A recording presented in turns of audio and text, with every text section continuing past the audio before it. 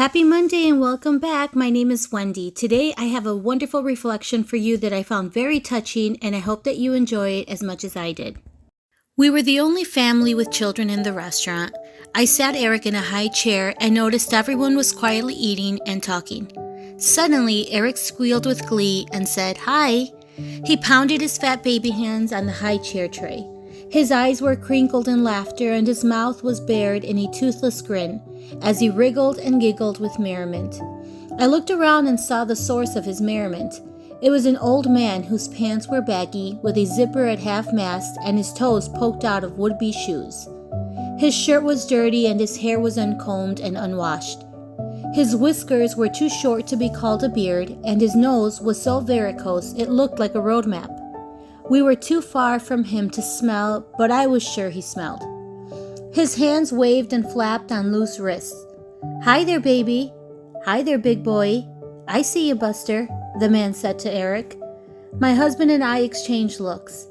"What do we do?" Eric continued to laugh and answer, "Hi, hi." Everyone in the restaurant noticed and looked at us and then at the man. The old geezer was creating a nuisance with my beautiful baby.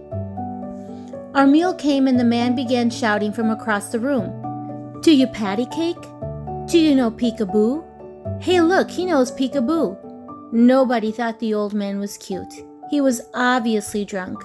My husband and I were embarrassed. We ate in silence, all except for Eric, who was running through his repertoire for the admiring Skid Row bum, who in turn reciprocated with his cute comments.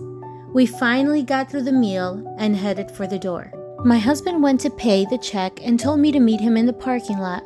The old man sat poised between me and the door.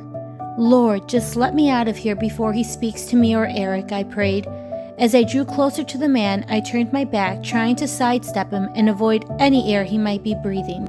As I did, Eric leaned over my arm, reaching with both arms in a baby's pick-me-up position.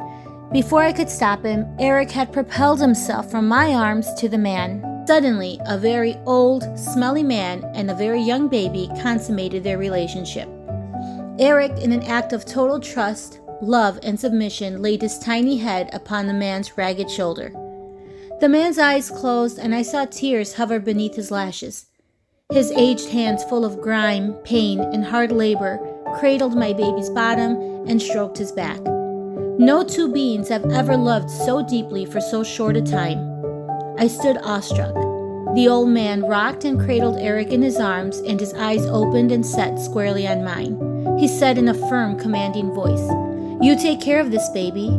Somehow I managed to say, "I will," from a throat that contained a stone. He pried Eric from his chest unwillingly, longingly, as though he were in pain. I received my baby, and the man said, "God bless you, ma'am. You have given me my Christmas gift." "You see, ma'am, I never saw my child grow up. My wife and son were taken from me in an automobile accident when they were both too young. I was never able to get over it." I said nothing more than a muttered thanks, and I'm sorry to hear that. With Eric in my arms, I ran for the car.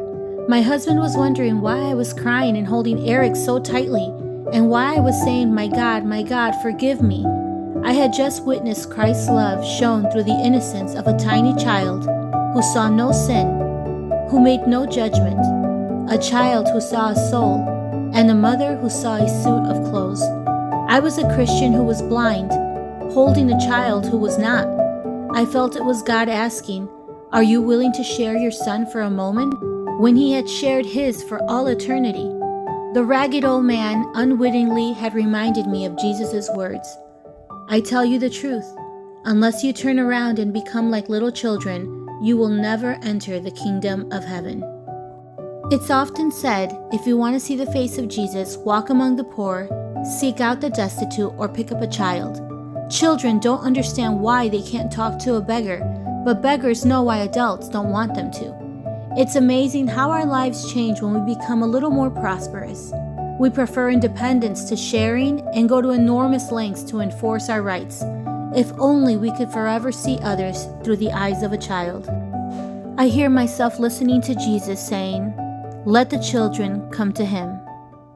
I'm always in awe about how God's timing is so perfect. He knows exactly what we need to hear and when we need to hear it. And He spoke to me through this reflection. It was touching and it was relatable.